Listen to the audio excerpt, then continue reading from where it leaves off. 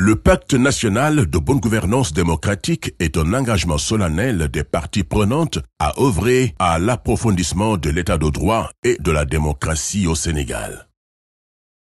Il vise à promouvoir la démocratie participative et la protection des droits et libertés des citoyens, tout en garantissant la transparence, l'équité et l'efficacité dans la gestion des affaires publiques. Ce pacte a été signé par 13 des 17 candidats à l'élection présidentielle du 24 mars 2024, notamment l'actuel président de la République, Diomaye Faye. Que prévoit le pacte et comment contribue-t-il à l'amélioration de la gouvernance démocratique au Sénégal? Le pacte national de bonne gouvernance démocratique est né de la volonté de divers mouvements citoyens en lutte contre les graves reculs démocratiques qui ont récemment marqué l'histoire du Sénégal. Afin de tourner la page de ces années sombres sous Macky Sall, l'exigence d'une véritable rupture avec une refondation institutionnelle s'était imposée et s'impose toujours.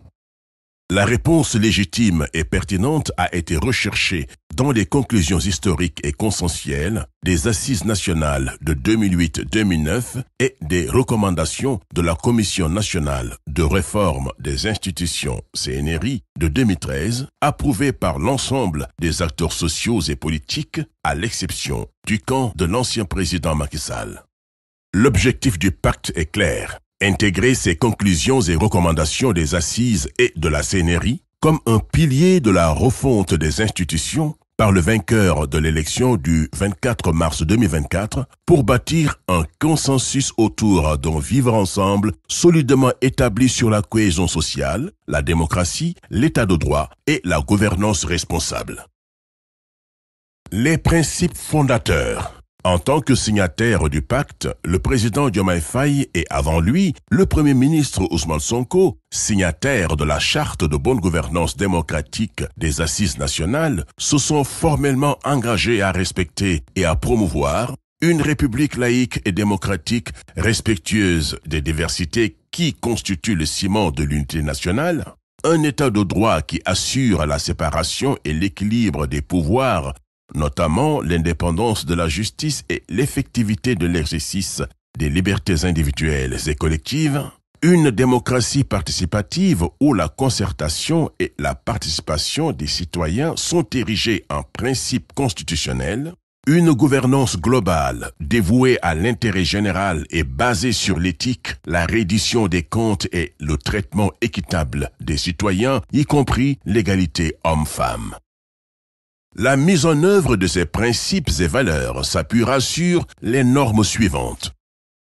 La transparence, la consultation et la participation en mode de fonctionnement, une gestion vertueuse, rationnelle et durable des ressources naturelles, une régulation pacifique du jeu politique, électoral et économique, une administration publique républicaine, impartiale et apolitique avec des appels à candidature pour pourvoir les postes de direction, une dotation accrue et effective de ressources financières aux collectivités territoriales, la mise en place effective d'outils de participation et de contrôle citoyen à divers niveaux.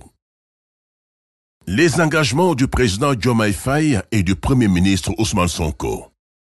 Le pacte est conclu pour les 5 ans de la durée du mandat présidentiel avec une mise en œuvre effective dès la première année. Un comité indépendant de suivi évalue l'application adéquate des engagements pris par le président Diomaye Faye. Le pacte national de bonne gouvernance démocratique est plus qu'un simple engagement. C'est un contrat social pour un Sénégal plus juste, plus transparent et plus participatif. Le président Diomaye Faye, en le signant, a décidé de travailler pour un avenir où la démocratie citoyenne est renforcée par une gouvernance exemplaire.